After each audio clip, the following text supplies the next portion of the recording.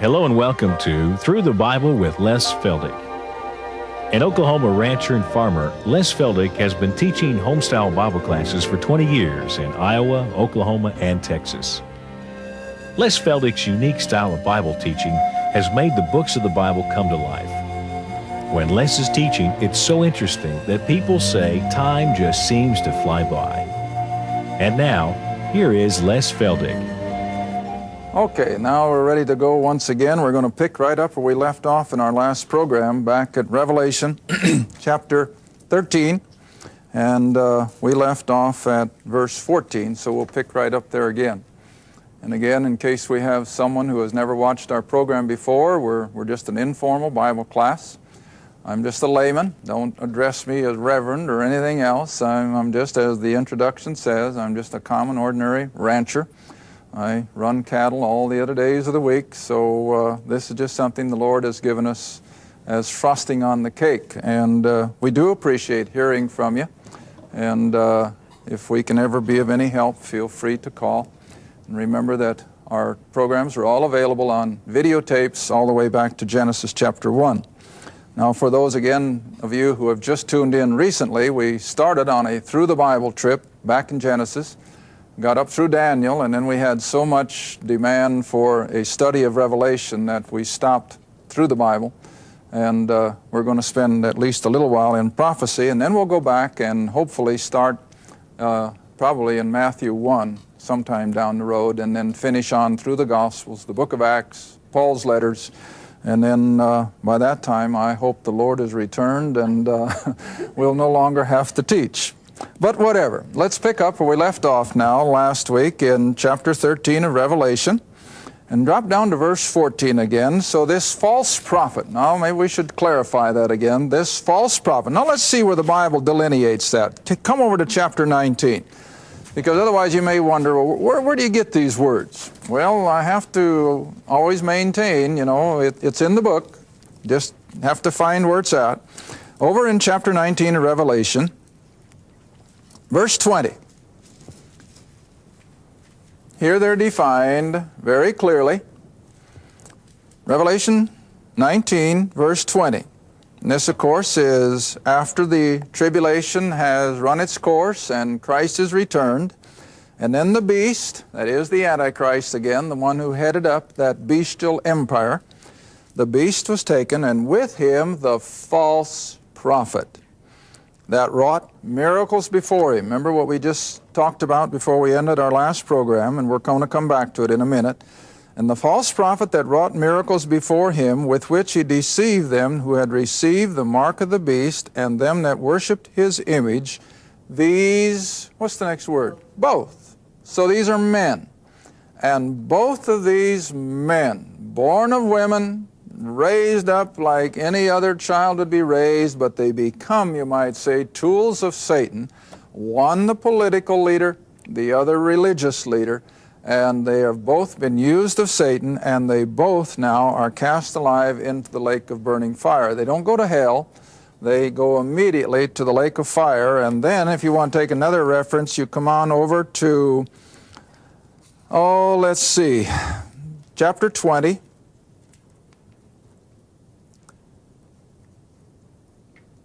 Verse 10. Revelation chapter 20, verse 10. Now this, of course, is excuse me, after the 1,000 years has now run its course, and we're ready to go into eternity, and we're about to be introduced to the great white throne, the judgment of all the lost of humanity in verse 11. But in verse 10, the devil who deceived them, old Satan, the dragon, the old devil that deceived them, was cast into the lake of fire and brimstone. Now watch what the rest of the verse says. Where the Antichrist, the beast, and the false prophet, what's the verb? Are. They're still there after 1,000 years. They haven't been annihilated. They haven't been destroyed. They're still there. And so now you have these three personalities who made up the unholy trinity of the tribulation go straight to that eternal doom, the lake of fire which burneth forever and ever. and they go without benefit of the great white throne judgment. They go immediately to it, and then of course they'll be joined by all the other lost of the ages, but they at least will have their moment of time before the Lord at the great white throne. All right, now then, if that clarifies, I'd like to have you come back to chapter 13, and we'll pick up exactly the same verse where we left off in our last program, where this false prophet now in verse 14 deceives them. And he's going to have the power to perform miracles and wonders. And he deceives them that dwell on the earth by means of miracles which he had power to do in the sight of, in other words, with the permission of the Antichrist, this political leader of this great world empire. Now you want to remember that he begins his power base in the revived Roman Empire, in that geographical area around the Mediterranean and Western Europe and so forth. But by the time we get to the midpoint of the tribulation, his power becomes worldwide. And it will be a world government, and the false prophet as well will have a worldwide religious system. Both of them will be global, and the whole earth will be involved. But never lose sight of the fact that the vortex of all the activity in Revelation is still the nation of Israel. Israel is still the vortex, but all of the world will be coming under these various judgments. Now then, verse 15, and he had power, this religious leader, to give life to the image of the beast. Now, I think I made reference to it a long time ago, but I remember several years ago reading that the Japanese have a technology where they are actually going to come out with a biological computer. In other words, it's a computer that won't just be electronic, but it's also going to have living biological cells. Now, what they're driving at, I don't know, but it's going to be a computer that puts the present-day computers to shame.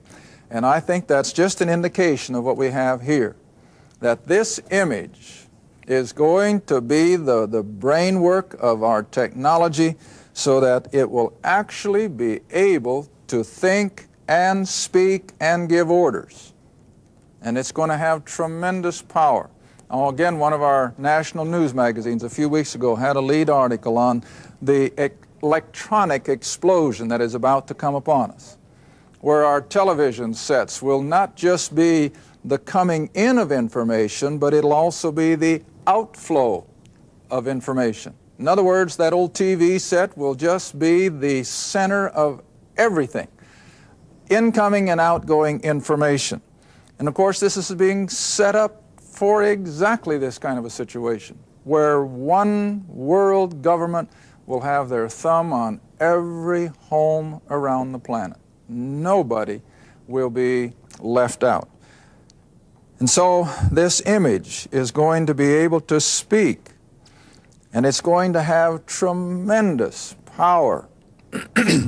And it's going to cause that as many as would not worship this image, that they'll be killed. And again, I think it's going to come through the information that the television sets will become. And the powers that be will know the activity of every home on the planet. There will be no escaping it. And the technology is there. It's scary. Over the years, I've been telling my classes, you know, they know all about you. And more than once, someone has said, well, who are they? Well, I don't know, but I know they have. I've read articles, and so have you. They know all about me. They know all about you. They know your idiosyncrasies. They know where you spend your money. They know where you've got it invested. They know how you spend your money. They know your health. They know everything.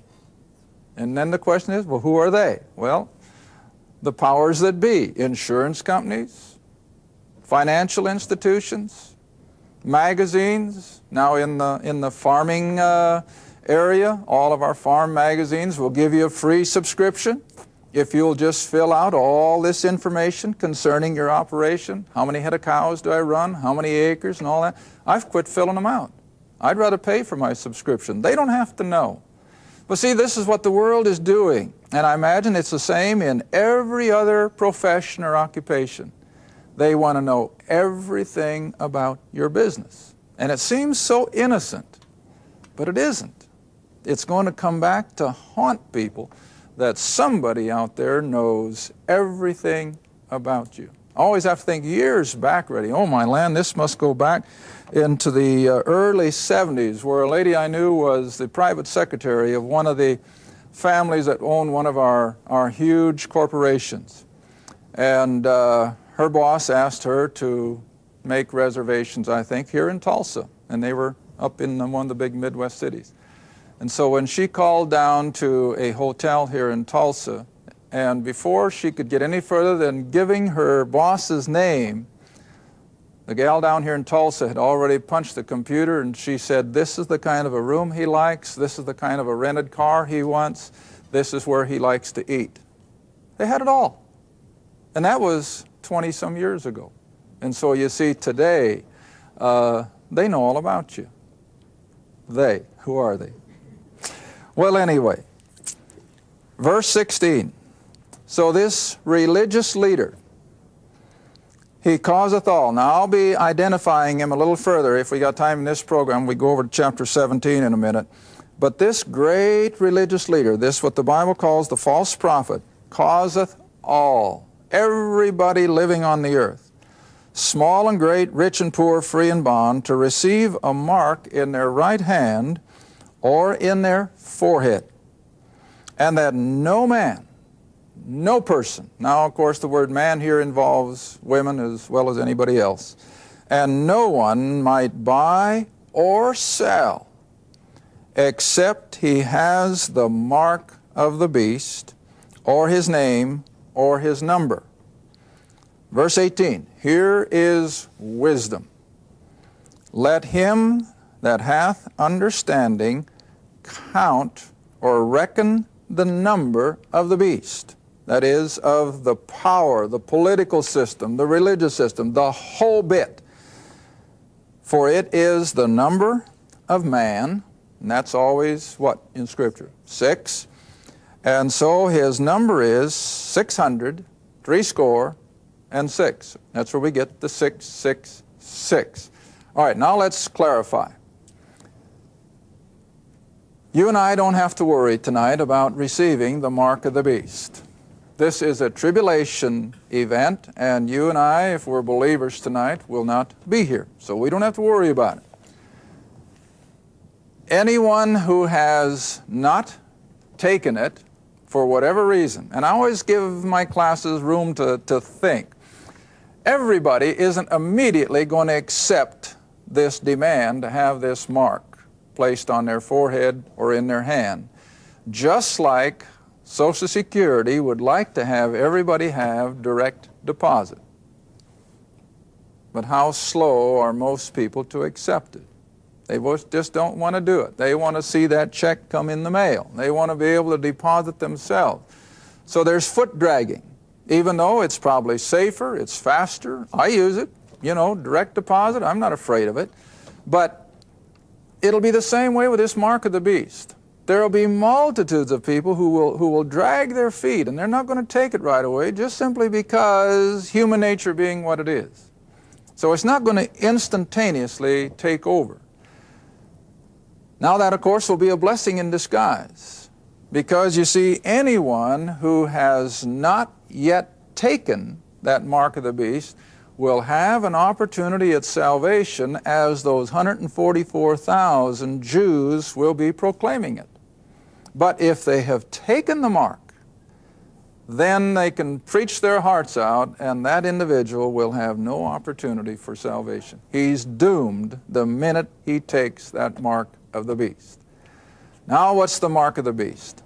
Well, I've said long before most of the bigwheels began to realize it, when I was just really a nobody, that I was convinced that this mark of the beast is nothing more than an 18-digit computer number.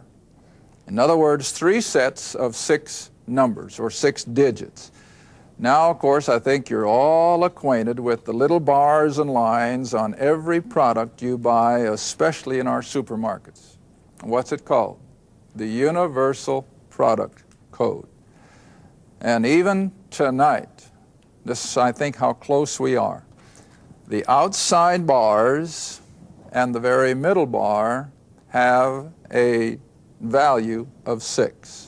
Now, it's not on your boxes of cereal and so forth. Some of the other numbers are. You might see a 2 or 3 or 4. But unmarked, the outside left hand and the outside right hand bar has a value of 6, as does the center one.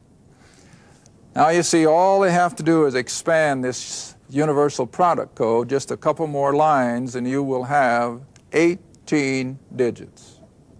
And that is sufficient digits to give every human being on the face of the earth a separate number.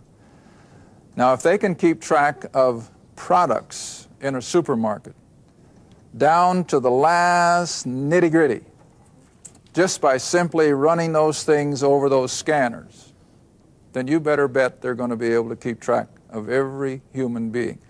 In fact, from way back in the 60s, there is the largest computer on earth, located, I think, in Brussels, Belgium. And of course, it's an ancient, but I think it's still working. At least it was the last I heard. And that thing is so huge that it is, what, I think a city block, the building that houses it, a city block square. And that computer is very capable of keeping track of every human being on earth. So if you just simply bring this whole mark of the beast down to something that is so common already, a number, an 18-digit number of 666, and you've got the mark of the beast. Now, of course, we know that there have been areas here in America, Scandinavia tried it a couple of years ago, a cashless society. Can a community actually go for 30 or 60 days without ever using a checkbook or a billfold? And it works. But the only problem they've had is that the checkout lines start backing up because the people in these trials can never find their card in their purse and so forth. And so even our secular articles have suggested that if there was some way of putting a mark on the flesh, on the hand or on the forehead, so that all they'd have to do is just like you do with your items in the store, run it over a scanner, and there wouldn't even be a need for a card. It'd be right there. So it's all there. The technology is just simply waiting to be implemented. So the mark of the beast, have no fear of it. We've got all the evidence in the world that the precursors of it are with us. You and I use it every day. You can't go and get a driver's license without it. You can't file your taxes without it. And what is it? Your Social Security number. Now, that's not the mark of the beast. I'm not trying to scare anyone or anything like that. But America isn't the only nation with a Social Security system. You know, I was surprised here just a few months ago when I read that even most of the small nations of what we call the third world have Social Security systems, a welfare system. And every one of their citizens have a number. Germany years ago began tattooing a Social Security number on the heels of the newborn infant, even before they left the hospital. Great Britain has had it. And so all we're seeing is that the world is getting ready for the fact that they can't do anything without a number. And see, we're already so programmed to it. Kids can't start kindergarten anymore unless they have their Social Security number. And as I've already mentioned, how much are you limited if you don't have a Social Security number? All right, now just magnify that. If it gets to the place that it's a completely cashless society, and if you haven't got that number, you can't receive a paycheck, you can't pay a rent bill, you can't pay a car payment, you can't buy gasoline, you can't buy groceries, you can do nothing without that number. Consequently, what's going to happen to the people who haven't got it? Well, they're going to die of starvation, they're going to die of exposure because they can't maintain their home. And it's awfully easy to understand. Now this is why then, when we get to Matthew 25, and Jesus separates the sheep from the goats, and you've all heard sermons on it, I know you have, but it probably wasn't in the right area. But this is simply the survivors of the tribulation. And some of them are sheep, they're believers in that chapter, because they responded to the preaching of the 144,000 and survived. Not very many will, but a few will, Isaiah says. You're also going to have a few who are still lost, who rejected it, and they've survived. So Jesus brings them all before his throne room in Jerusalem. Matthew 25 says, and then shall the king, see? All right. The king will now tell the sheep who represent the believers, you're going to enter into the kingdom because when I was in prison, you visited me. When I was hungry, you fed me. When I was thirsty, you gave me to drink. When I was naked, you gave me clothes. You remember the verses? You've all read them. All right, what are they? Well, those are believers who, much like the Christians in Nazi Germany who hid the Jews, for only one reason. They had that love of Christ in their heart, and because of it, they put their own neck on the block, you might say. And so, during the closing days of the tribulation, believers who have heard the gospel from these 144,000 Jews, because of their new relationship and because they have survived, they will minister to their needs. And that's what Jesus means then when he said, inasmuch as you have done it unto the least of these, my brethren. Now remember, nobody's a brethren of Jesus except the Jew. And so he's referring to the 144,000. And then when the goats, the unbelievers, say, well, when did we not do this, and so on and so forth? And he answers the same way. When you did it not to the least of these, my brethren. And so they're taken off the scene. Well, anyway, the mark of the beast. It's just simply those who have given in to the rule of the Antichrist. They have given in to the demands of the religious system that's going to absolutely demand that they have it. And if they take it, they may get along with the powers that be, but they seal their eternal doom so far as God is concerned, and they have no more opportunity for salvation. All right, now then let's skip over in the few moments we have left to chapter 17. And again, I've only got a few minutes left. We can't do justice to the chapter, but we'll get started. And as we do in our weekly classes, we'll go as far as we can and we'll stop. And then we'll pick it up in the next half hour. Revelation chapter 17. And there came one of the seven angels who had the seven vials, and they talked with me, saying unto me, come hither, and I will show unto thee the judgment of the great whore that sitteth upon many waters.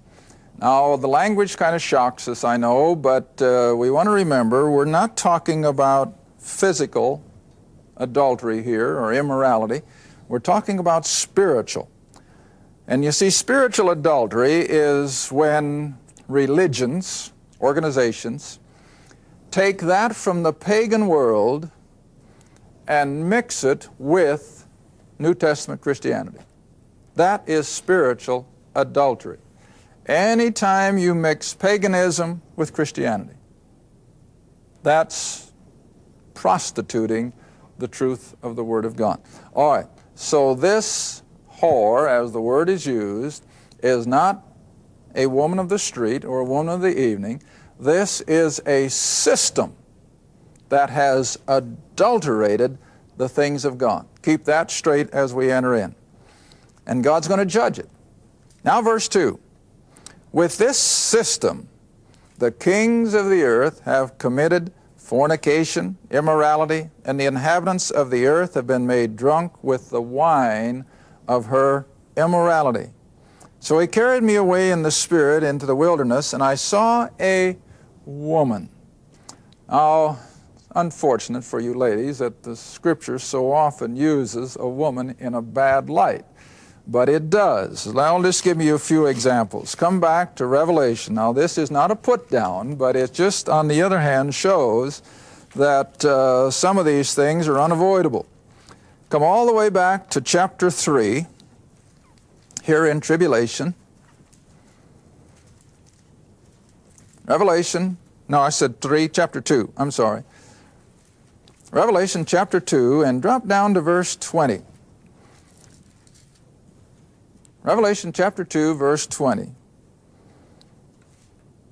And Jesus, of course, is speaking to the church of Thyatira, and he says, "Notwithstanding, I have a few things against thee, because thou permittest that woman Jezebel, who calls herself a prophetess, to teach and to seduce my servants to commit fornication or immorality, and to eat things sacrificed unto idol." Would you like to be that woman? Why, no. See, it's in a bad light. All right, now come all the way back to Matthew chapter 13, and then we're going to be out of time. I know we are. Matthew 13, verse 33. Matthew 13, verse 33. And another parable, Matthew 13, verse 33, "And another parable he spake unto them, the kingdom of heaven is like unto leaven." Now, in scriptural analogy, leaven is always referred to as what? Something evil. See? Sin is leaven. So the kingdom of heaven is like unto leaven, or yeast in this case, which a woman took and hid in 3 measures of meal until the whole, that is the loaf or the lump, was what? Leavened. Now again, would you gals like to be in that position? No. This is used in a bad light, that it was a woman who was guilty of inserting evil into a situation, and consequently, of course, God was displeased with it. So anyway, now just for the few seconds we have left, if you'll come back to Revelation 13, this system then is referred to in the female gender. Revelation 17, weren't we? "And so he carried me away in the wilderness, and I saw a woman sit upon a scarlet-colored beast, full of names of blasphemy, 7 heads and 10 horns." Now here we have then a religious system referred to in the female gender. And how many times isn't that so true in our everyday speech, where we refer to a religious system as she or her? Thank you for watching Through the Bible with Les Feldick, a weekly Bible study.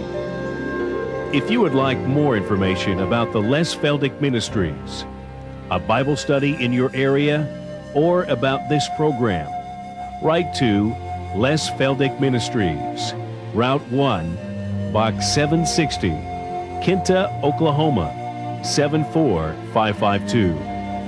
That's Route 1, Box 760, Kinta, Oklahoma, 74552. Through the Bible with Les Feldick is viewer supported, and your gift is appreciated. Thank you, and be sure to tune in next time for Through the Bible with Les Feldick.